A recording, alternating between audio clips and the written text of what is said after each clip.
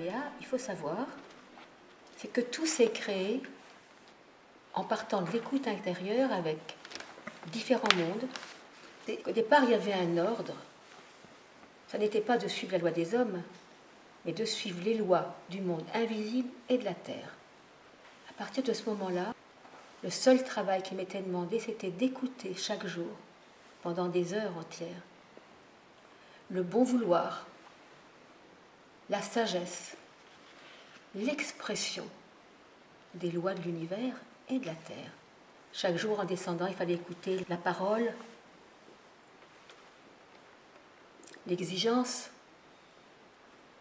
les désirs profonds de la source. Et pour que la source se réveille, il fallait l'écouter encore et encore l'écouter.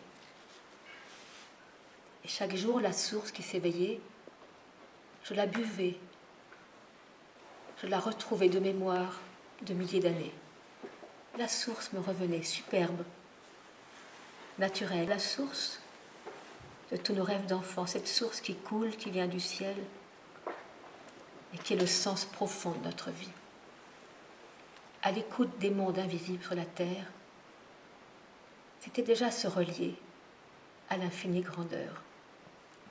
Et chaque jour, en descendant dans ce jardin, c'était les arbres,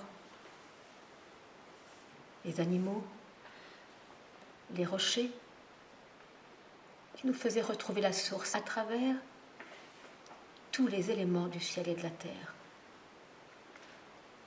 Tantôt c'était l'eau, puis ce fut l'air, le feu, les animaux, les arbres. Et c'était ça qui faisait couler la source à l'intérieur de soi, jusqu'à nous faire comprendre que nous étions une partie profonde de cet univers, à l'intérieur du corps. Et au plus les éléments se retrouvaient, au plus les lois s'infiltraient par l'eau, les animaux, les éléments, au plus c'était une reconquête de cette source qui faisait que chaque descente dans le jardin devenait un livre vivant, comme le livre des fées pour les enfants. C'était la même chose. C'était le livre que j'aurais voulu qu'on m'enseigne quand j'étais enfant. C'est comme si l'enfant sacré qui était en soi était redevenu vivant. Et je sentais combien il fallait qu'on réponde aux enfants de cette façon pour les relier à la source. Donc il faut savoir que Yoméa s'est construit sur l'écoute des lois du monde invisible de père et de mère. Et j'insiste bien, c'était père et mère. C'était pas simplement la terre. Sinon, comment voulez-vous que l'esprit vous parle dans la matière? Non, c'était les deux réunis, père et mère.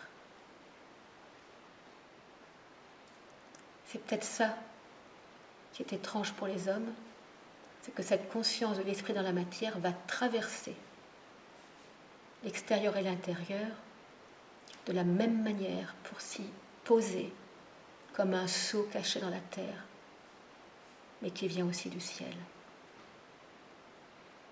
C'était ça l'œuvre qu'on avait à poser à Yoméa,